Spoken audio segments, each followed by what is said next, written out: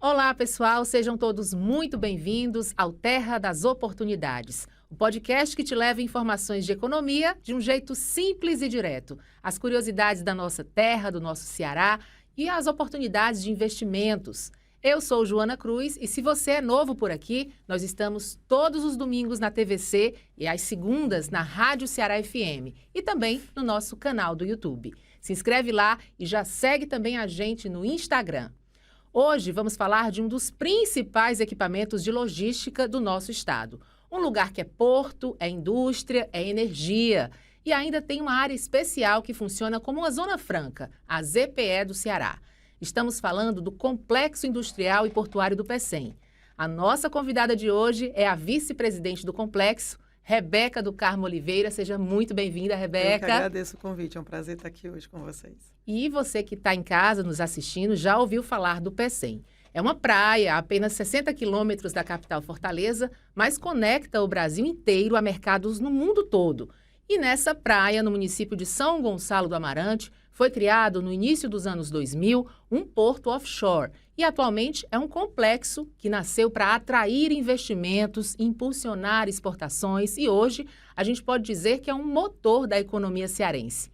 E olha, tem dado certo, né, Rebeca? Graças a Deus. Queria que você começasse aí falando um pouquinho dos números do Pecém. A gente vem aumentando as exportações por lá ano a ano. Ano a ano, graças a Deus, esse ano a gente vai bater mais um recorde. E não só o recorde de movimentação, mas recorde em containers, que é algo muito interessante, que depois eu posso até explicar melhor qual é a vantagem de movimentação de container. E é muito engraçado você falar sobre a praia do Pecém, né? A gente hoje tem a colônia de pescadores, que nós somos responsáveis, a colônia de pescadores tradicionais, que é um símbolo do Ceará, que a gente não pode nunca esquecer disso, que é o Pecém, Taíba e Cumbuco, e a gente trabalha diretamente com eles.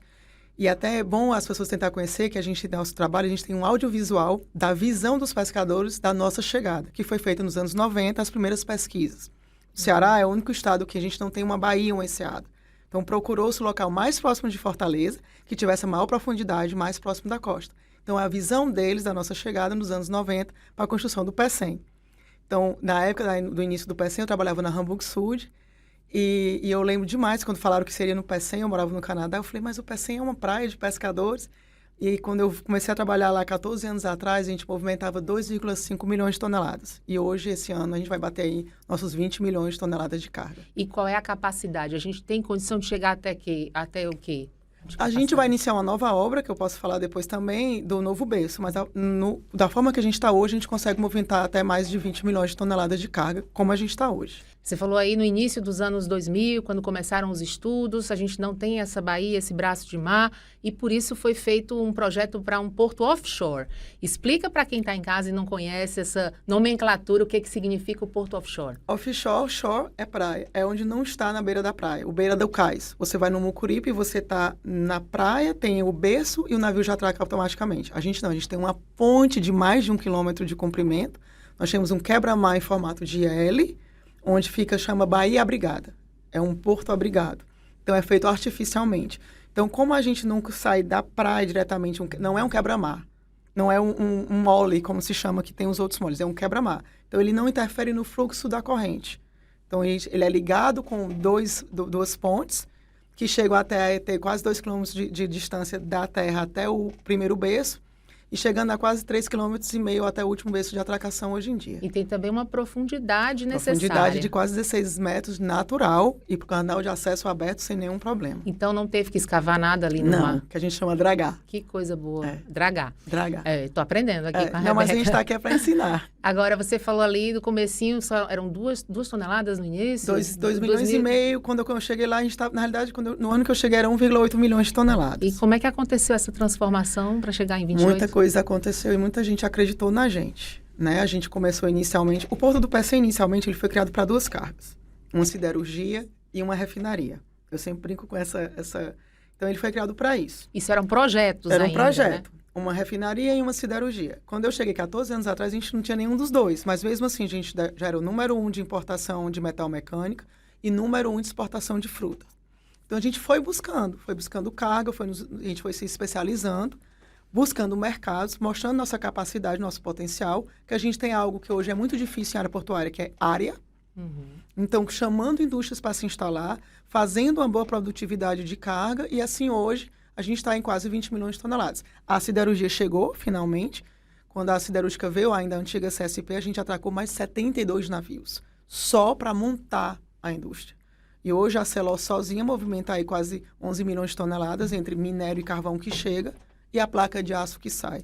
Então a gente é muito forte em pá eólica, a gente é muito forte em granitos, em frutas, em pescados, contendo de uma forma geral com esse serviço maravilhoso da Ásia que chegou agora, né? Eu ia chegar lá. O que a gente mais exporta é o aço, né? Hoje por Hoje conta é o aço. da ArcelorMittal. E, em segundo lugar, as frutas. Em container, sim. Qual é a diferença? Você também falou no comecinho, né? O que é granel, o que é container, para o público que também está nos assistindo entender. Quando eu falo do container, eu sempre tento fazer analogia com um aeroporto. As linhas de container são como as linhas de avião, como a Latam, a Gol, etc. Então, ela tem aquela rota fixa, que ela vai e volta. Você sabe que o navio dos Estados Unidos vai sair todo domingo pela manhã. A gente sabe que o navio da Ásia vai sair só domingo à tarde. Que o navio de cabotagem que leva para Manaus, nós temos 3 dias, terça, quinta e sexta. Então, ela é fixa. Então, o empresário ele tem como trazer sua carga ou mandar sua carga de acordo com aquela janela. Isso é o container. Então, a gente tem a linha de cabotagem. Cabotagem é por causa do Sebastião Caboto. Então, ele vai de Manaus até o sul do Brasil. Ele só pega a costa brasileira, navios brasileiros, comandantes brasileiros, tripulação brasileira. A linha de longo curso que a gente tem, que a gente faz dos Estados Unidos, 2 para a Europa e 1 para a Ásia, são aquelas de exportação. Então, aquilo ajuda com que o comércio se desenvolva. Hoje, a gente vai bater um recorde de quase 500 mil teus movimentados. E traduzindo... São caixas de container. Uma caixa de 20 pés é um teu, uma caixa de 40 pés são 2 teus. Então, a gente vai movimentar e bater mais de 500 mil. Então, é isso que movimenta o mercado. Hoje, a gente tem cadastrado mais de 5 mil CNPJs. Você imagina 500 mil teus movimentando. Hoje, a gente movimenta a maioria da carga que vai para Manaus, chega nos navios maiores e vão nos navios menores. O nome disso é o hub. Quando as pessoas falam o que é o hub? O hub de container é isso. Vem os navios maiores da China, dos Estados Unidos, da Europa, descem no P100 por questão da nossa profundidade e aqui descem em navios menores de cabotagem, que faz o fluxo. Hoje a gente tem uma linha direta que sai P100 Manaus, só para receber o material que vem para Manaus, para fazer girar a área de Manaus lá que a gente tem a Zona Franca de Manaus. Então, basicamente, a gente tem um serviço só para isso. Ou seja, a gente não é só... Quando a gente fala em porto, a gente imagina exportação. A gente tem uma importância grandiosa aqui para dentro do Brasil, muito né? importante. Tá. Quantas rotas são hoje no total? Vamos falar também de exportação, importação, cabotagem. Cabotagem nós temos 7 linhas. Nós somos o segundo terminal no Brasil que tem o maior número de linhas no Brasil de cabotagem. Nós temos todas as maiores linhas de navegação que trabalham com cabotagem, Login, Mercosul, Aliança. A Aliança é uma linha que eu tenho muito carinho. Afinal, eu comecei pela Hamburg Süd, que era a dona da Aliança. E longo curso, nós temos 2 linhas para a Europa da MSC, uma linha da Ásia da MSC e uma linha da América do Norte da Maersk, que era a antiga Hamburg Süd, que foi onde eu iniciei meu trabalho, fazendo exatamente essa linha, que sai Ceará, Filadélfia, Nova York, Norfolk, Charleston, que vai descendo na América do Norte, na costa oeste. Aí tem as cargas gerais. As cargas gerais, elas se dividem em 3. O granel líquido, que são os combustíveis, o gás, o granel sólido, que tanto pode ser o agrobook, soja, milho, etc. E no caso da gente, hoje a gente trabalha com o carvão e o minério. O carvão e o minério hoje, o minério 100% vai para a siderurgia, o carvão, tanto as termoelétricas como a siderurgia. E muito em breve, até o Nordeste, se Deus quiser, a gente vai estar finalmente com a soja, que é algo que a gente está aí lutando há muitos anos. E temos também a carga geral. O que é a carga geral? É a pá eólica, é a bobina, é o granito, que é muito forte no Ceará. Isso aí vai solto dentro do navio, que a gente chama... São porões enormes e a gente faz que chama as apeações, que vão ligando um ao outro, colocando cantoneiros para que ela não se bata, não se danifique, e assim ela vai. Daqui para o mundo ou do mundo para cá, para fazer com que o comércio gire. Como é que está a nossa posição em relação a outros portos, tanto do Nordeste como até o porto de Santos, né, que é o principal aqui do Brasil? Existem categorias de acordo com a ANTAC, que é a nossa agência reguladora. Existem os portos públicos, como o Porto do Mucuripe é chamado um porto organizado, que se chama... É gerido pela União, né? É gerido pela União. O complexo do P100 é um TUP, que é o Terminal de Uso Privativo, né? Que é o único do Brasil que o dono é um Estado, é o povo de um Estado todo, é dono de um porto. Então, nessa categoria, no geral, nós estamos aí mais ou menos no 10º, 11º, e como TUP a gente está entre os 7. Mas isso é muito importante, isso é muito interessante como a gente vem crescendo e vem se destacando. Você falou bem em Santos. Santos é o maior porto do Brasil e será. Talvez Paranaguá chegue muito perto, mas a gente pode ser o mais competitivo. A gente pode ter a melhor produtividade. Você tem uma noção, Santos tem 10 vezes mais número de equipamento que a gente. Mas a gente faz mais movimentação por hora do que ele. Mais veloz. Então, isso é o que importa. Quanto menos tempo eu ficar operando um navio, maior a minha produtividade, menor o custo do cliente e mais carga eu consigo ter com a mesma infraestrutura. Então, eu nunca vou ser o maior, mas eu posso ser o mais eficiente. O porto deixou de ser só um porto, né, que ele era gerido pela Ceará Portos, e hoje ele é um complexo do PECEM, tem uma área industrial, tem a ZPE, que é a primeira em funcionamento aqui do Brasil. Como é que foi essa transformação? Eu vi você falando também no comecinho que a gente tem área. Isso tudo foi pensado lá no comecinho, na época do planejamento dos anos 90? O nome complexo sempre existiu. Quando eu comecei, gente, era só Ceará Portos, a gente administrava apenas a área alfandegada, a área portuária. Quando a siderúrgica chegou, o governador na época, o governador Cid Gomes, falou assim, olha, já deu, o que é que vocês vão fazer? Vai precisar de alguma coisa? Acho que o Estado já deu o suficiente, agora vocês vão ter que dar de volta. Aí a gente foi buscar uma parceria junto com o Porto de Roterdã, uma consultoria, para ver se o que a gente tinha de infraestrutura era o suficiente para que a gente já tinha várias cargas que a gente tinha adquirido antes da chegada da siderurgia, se isso não ia prejudicar. Aí, depois de 2 anos de consultoria, eles chegaram, não, então, acho que vocês têm muito potencial, a gente quer entrar como sociedade. Que hoje, Roterdã tem 30%, que foi, durante 200 anos, o maior porto do mundo. E ainda é o maior da Europa. A Ásia chegou aí engolindo todo mundo, né? Mas, assim, o que é que acontece? O nome complexo sempre existiu. O mapeamento de como a gente é, até por conta da refinaria, sempre existiu. Só que o Roterdã falou, olha, as pessoas ficam confusas, vai na Secretaria de Desenvolvimento Econômico, vai aonde? Então, a gente administra tudo. Então, hoje, quando você fala que você é presidente do Complexo do PECEM, você é presidente do Porto, da área industrial e da zona de processamento, que é ligado a gente diretamente. Apesar de ter um presidente independente, diretores independentes, mas ele é ligado ao complexo. Então, a gente tem toda essa área, ainda temos área para investir, tanto na ZPE como na área industrial. Aproveitando, então, que a Rebeca falou na ZPE, a gente tem uma entrevista com o presidente Fábio Feijó. Vamos ouvir o que ele falou para a gente? A ZPE, hoje, para investidor, principalmente industrial, é a grande estratégia do Estado do Ceará para transformar um ambiente no mais agradável possível, mais favorável possível para atrair grandes investimentos. Para isso, o governo do Estado do Ceará, através de várias gestões, foi construindo o que a gente chama de Complexo Industrial Portuário do PECEM. E aí é uma estratégia muito bem elaborada, que começa com a integração, primeiro, de criar modais logísticos competitivos, como a que a gente tem aqui hoje no Ceará. Um porto para chamar de nosso, que é um porto bar, que a gente chama aqui de offshore, de primeira linha, de classe. É um porto que, pela estratégia, é para prestar serviços portuários de excelência, mas principalmente é a grande isca para atração de investimento. Porque o modal marítimo ele é reconhecido como um modal muito eficiente e de custo acessível. Então, quando o Ceará apostou em criar um porto, nessa magnitude que a gente tem aqui no estado, já foi bem pensado para poder disponibilizar para as empresas e indústrias que a gente quer atrair esse modal marítimo que é realmente imbatível no mundo. Mas a gente não ficou satisfeito com isso, não.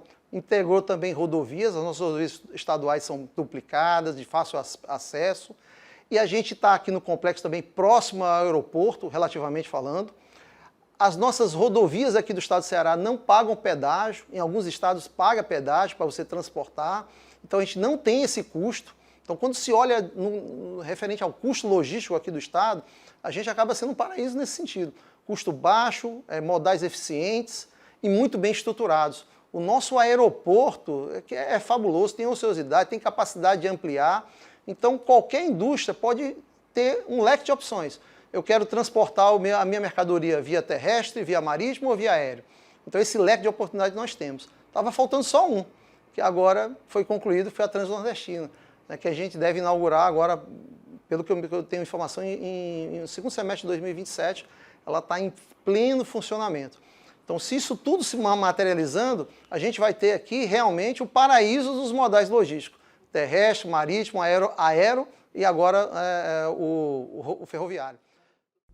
Isso é importante, Rebeca, essa questão dos modais, na hora que vocês... Porque o Porto negocia, né, essas linhas, essas rotas quando se fala nas estradas do Ceará, é um ponto muito importante, né? Muito, porque a logística ela não se faz só por mar. Se ela não tiver um frete de retorno. Hoje um exemplo que eu posso dar para as pessoas comuns que estão em casa é: peçam uma coisa na Amazon, peçam uma coisa na Shopee. Hoje o frete ele é algo que é caro, porque ele precisa que tenha o giro. Ok, em São Paulo o frete é mais barato, porque existe muito frete de retorno. Então, ele tem que fazer toda uma cadeia. Ele tem que vir e a carga tem que voltar. Quando teve a pandemia, os fretes ficaram muito caros. Por quê? Porque países que não tinham costume de importação ou exportação receberam muitos insumos para a pandemia. Só que ela não tem como sair. Ficaram muito containers vazios parados em locais que não tem matriz exportadora. Até esse container voltar ao mercado, o frete ficou muito caro. E isso leva um tempo. Ela está se recuperando agora. O frete hoje está bem mais acessível. Mas no primeiro ano, pós-pandemia, os fretes estavam triplicados, quadruplicados. Hoje ela está melhorando lentamente. Então, tudo isso faz um processo. Se você tem uma nordestina que, para mim, que tem uma formação de logística aí há 24 anos, é a coisa assim, mais emocionante de se ver. Porque você vai juntar o interior do Piauí, Pernambuco, e vai cruzar todo o estado do Ceará.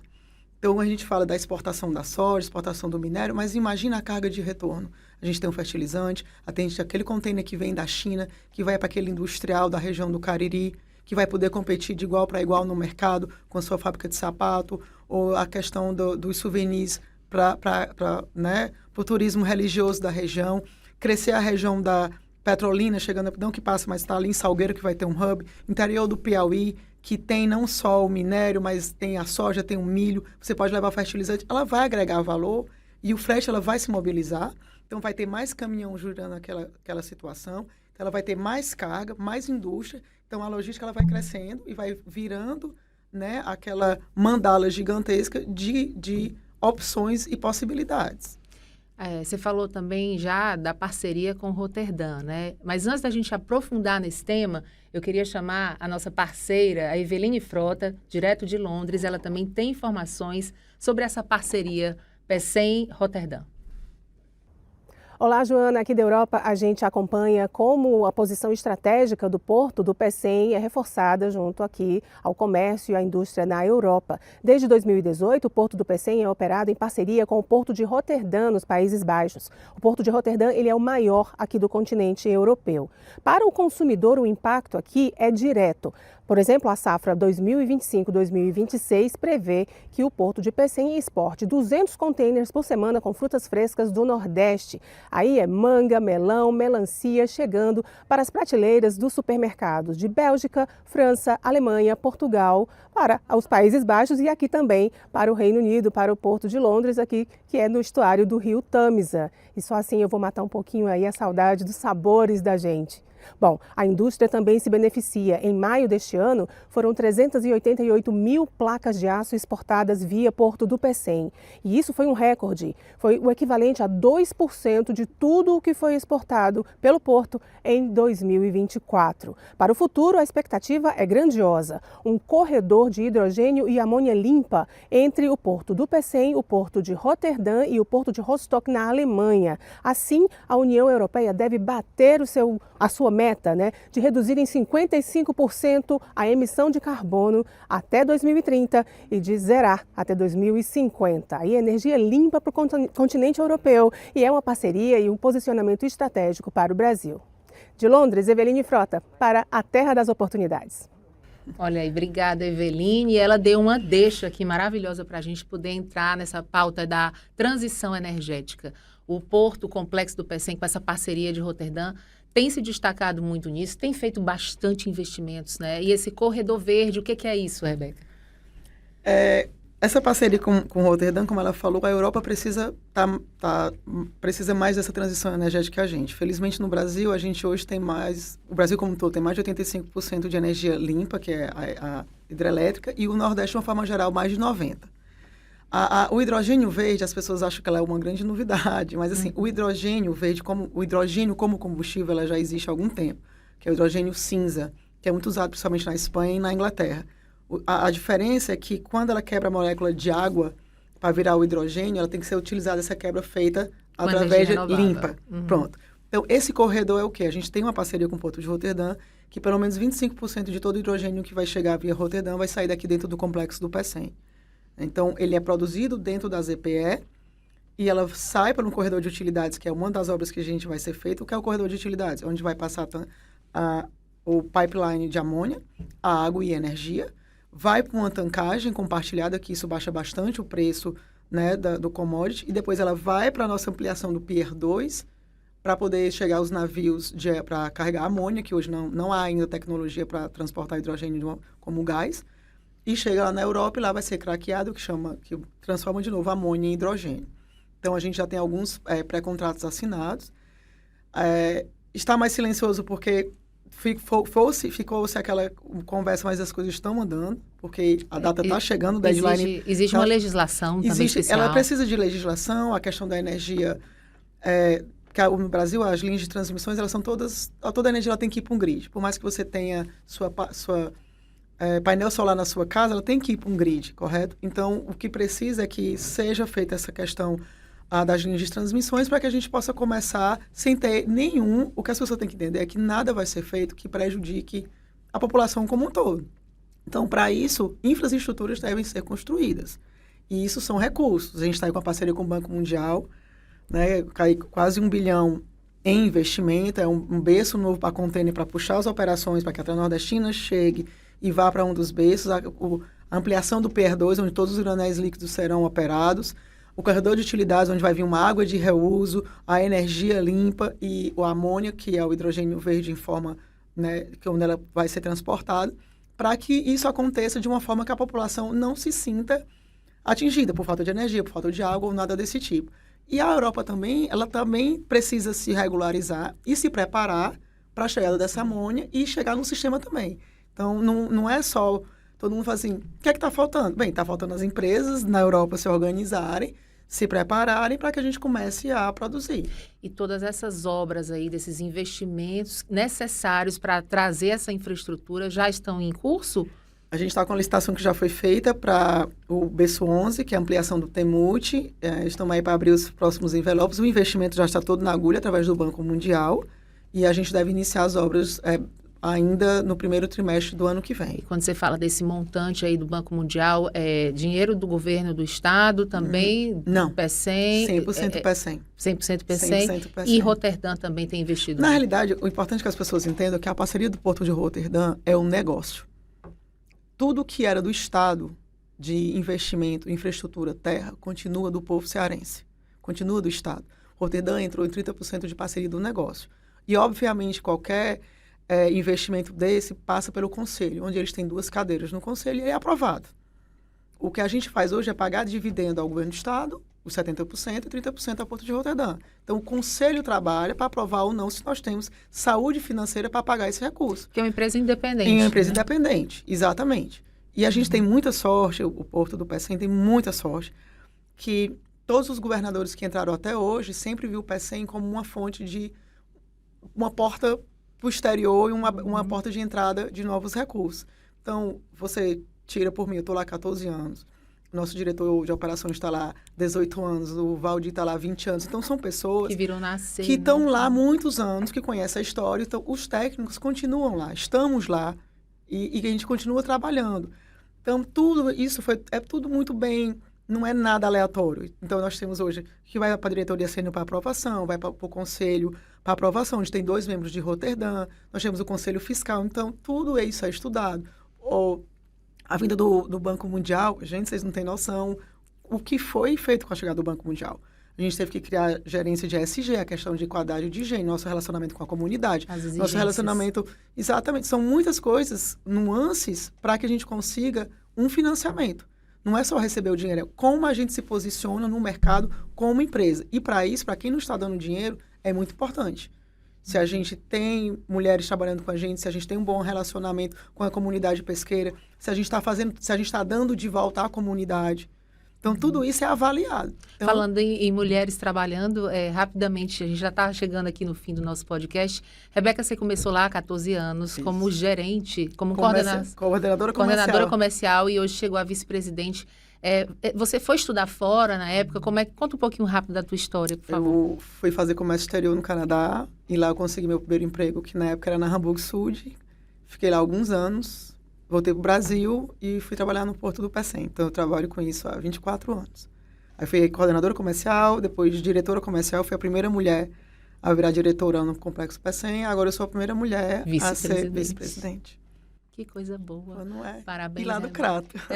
Aqui do nosso Cariri, direto do nosso Cariri cearense. A gente tinha muito mais para conversar. Você viu aí que só um episódio foi pouco para esse bate-papo. Já deixo aqui o convite para próximas vezes para você vir e voltar quando quiser. A gente sabe, a gente acompanha as notícias aí do Pecém, sempre na vanguarda, né, do hidrogênio, dessa transição energética. A gente tinha pouco tempo e muita coisa para falar. Então, eu queria agradecer a tua participação aqui. Obrigada. Muito obrigada, viu, Rebeca? Obrigada pelo convite. Eu só queria deixar uma mensagem que eu acho que o povo cearense tem que entender que o Complexo do Pecém é de vocês, é nosso. Tudo que a gente faz é pensando no crescimento do Estado como um todo. Mas é só para agradecer a participação. Ok, muito obrigada, Rebeca. E estamos chegando ao fim de mais um episódio do podcast Terra das Oportunidades. Quero registrar nossos agradecimentos a 4 produções, a equipe da TV Ceará, Rádio Ceará FM e a Central de Artesanato CEARTE, com a seção de objetos decorativos do nosso estúdio, com belíssimas peças do artesanato cearense. E eu espero que vocês tenham gostado de saber mais sobre o Complexo do Pecém. E você que nos assiste, seja pela TV, YouTube ou pela Rádio Ceará FM, curtiu? Compartilha com aquele amigo que adora economia. Siga nossas redes sociais também. E até o próximo episódio. Tchau!